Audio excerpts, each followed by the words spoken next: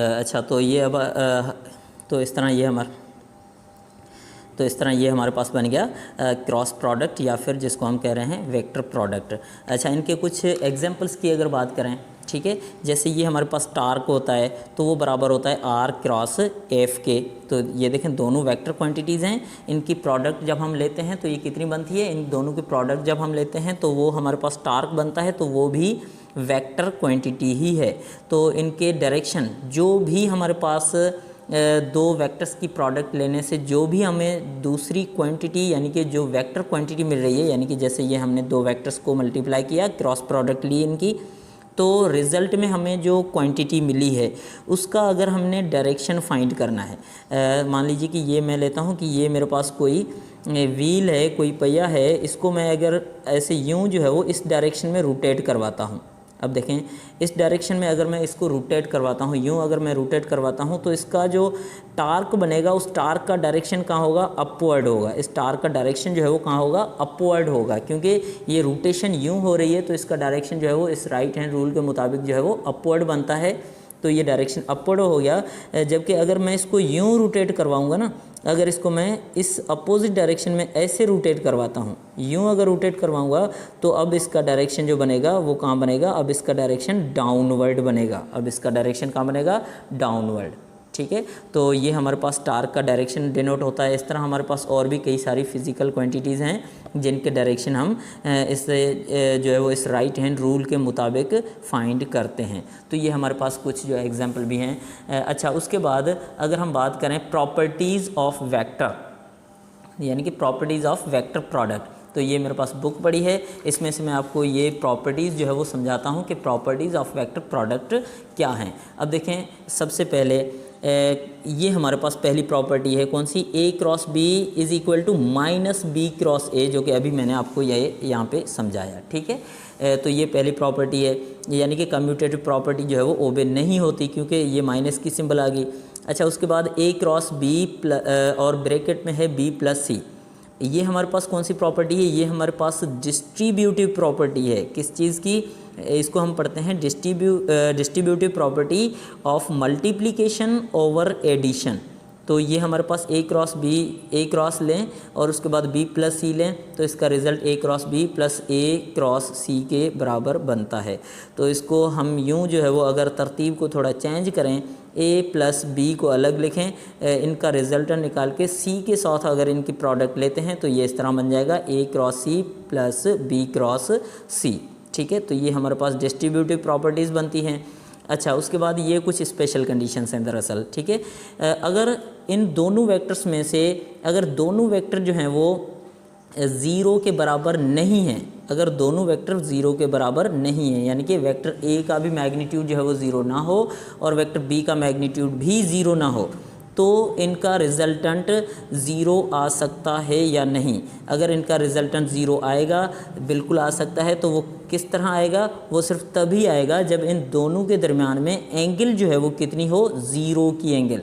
देखें, जैसे ये हमने फार्मूला पढ़ा है ना कि यहाँ पे अगर ज़ीरो की एंगल हम लेंगे तो साइन ज़ीरो बराबर होता है ज़ीरो के, और ये पूरी प्रोडक्ट हो जाएगी ज़ीरो। तो इसी तरह ये देखें, स्पेशल कंडीशन के अंदर हमारे पास जो आई क्रॉस आई ज़ीरो के बराबर है, क्योंकि इन दोनों के दरमियान में एंगल जो है वो क्या है, ज़ीरो है। यानी कि जो भी हमारे पास जितने भी पैरेलल वेक्टर होंगे उनकी अगर हम क्रॉस प्रोडक्ट लेंगे तो उनका रिज़ल्ट हमें हमेशा ज़ीरो मिलेगा, क्योंकि पैरेलल एंगल यानी कि ज़ीरो की एंगल होती है, तो ज़ीरो की एंगल जो है वो साइन ज़ीरो के बराबर होता है, इसलिए टोटल टर्म जो है वो ज़ीरो बन जाएगा। तो आई क्रॉस आई जो है वो कितना हो गया, ज़ीरो, जे क्रॉस जे भी ज़ीरो, के क्रॉस के भी ज़ीरो, क्योंकि ये सारे जो है वो सेम वेक्टर्स हैं, तो इनके दरमियान में एंगल जो है वो कितनी है, ज़ीरो की एंगल है, इसलिए ये सारे ज़ीरो बन गए। अगर हम डिफरेंट लेते हैं, ठीक है, यानी कि आई क्रॉस जे लेते हैं, जे क्रॉस के या फिर के क्रॉस आई, तो अब इसको थोड़ा, इस फिगर को थोड़ा गौर से देखिएगा। ठीक है, कौन सी, कि ये इसको हम जो है वो ये हमारे पास दो कंपोनेंट और ये तीसरा, यानी कि ये आ गया आई, ये आ गया जे और ये आ गया की। ठीक है, तो तीनों जो है वो हमारे पास वेक्टर आ गए। अब इनके हवाले से अगर हम देख रहे हैं तो आई क्रॉस जे, अब देखें आई क्रॉस आई यानी कि सेम वेक्टर अगर लेंगे तो ज़ीरो आ रहा है, जैसा कि हमने इस पहली प्रॉपर्टी के अंदर देख लिया। अब अगर आई क्रॉस जे लेंगे ना, आई टू जे लेंगे, यानी कि अब देखें इस चीज़ को आपने बिल्कुल बारीकी से नोट कर लेना है। आई क्रॉस जे लेंगे तो किसके बराबर होगा, तो वो बराबर होगा के। लेकिन ये आपने देखो आई से जे की तरफ लिया है, लेकिन जे क्रॉस आई लेंगे ना, उल्टा लेंगे, मतलब जे क्रॉस आई लेंगे तो ये किसके बराबर बन जाएगा, ये बन जाएगा माइनस के बराबर, क्योंकि अब डायरेक्शन उल्टा हो गया। ठीक है, बहुत आसान सी बात है। आई क्रॉस जे किसके बराबर है, ये है के बराबर, जबकि जे क्रॉस आई अगर लेंगे तो वो माइनस के बराबर होगा। ठीक है, माइनस के बराबर होगा, क्योंकि डायरेक्शन उल्टा हो जाएगा। ठीक वैसे ही अगर आप जे क्रॉस के लेते हैं, जे क्रॉस के, तो जे क्रॉस के किसके बराबर होता है, जे क्रॉस के बराबर होता है आई के। जे क्रॉस के, तो रिमेनिंग टर्म कौन सा है, आई है, तो जे क्रॉस के किसके बराबर आ गया, आई के बराबर आ गया। लेकिन के क्रॉस जे अगर लें, इसको उल्टा करें तो ये माइनस आई के बराबर आएगा, यानी कि के क्रॉस जे, यानी कि इसको आप यूं अगर करेंगे, यानी कि रोटेशन देखें, एक रोटेशन इस तरह बन रही है, दूसरी रोटेशन इस तरह बन रही है, तो ये जो एंटी क्लॉकवाइज रोटेशन है इसमें हमारे पास रिजल्ट पॉजिटिव आते हैं, और जो क्लॉकवाइज रोटेशन है उसमें हमारे पास रिजल्ट जो है वो क्या आते हैं, नेगेटिव आते हैं। तो ये बात आपने नोटिस कर लेनी है कि जो क्लॉकवाइज, एक होते हैं क्लॉकवाइज रोटेशन, ठीक है, और दूसरे होते हैं एंटी क्लॉकवाइज। तो एंटी क्लॉकवाइज जो रोटेशन होते हैं, तो दोनों का जो डिफरेंस आता है हमारे पास किस चीज़ का, जो क्लॉकवाइज होते हैं उनका रिजल्ट नेगेटिव आता है, जो एंटी क्लॉकवाइज होते हैं उनका रिजल्ट पॉजिटिव आता है।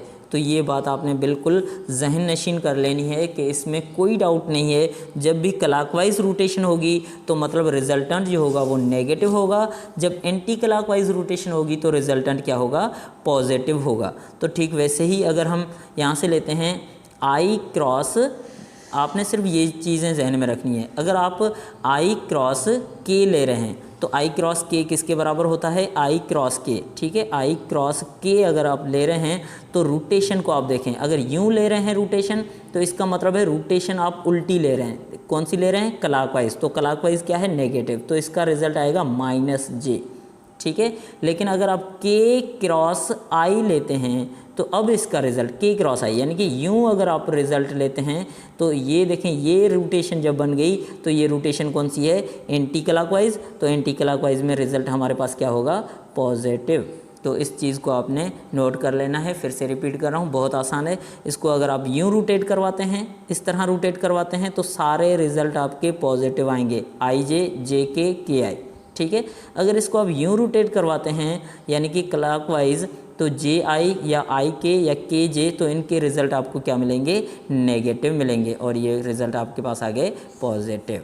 ठीक है, तो ये हमारे पास जो क्रॉस प्रोडक्ट का कंसेप्ट था वो कंप्लीट हो गया।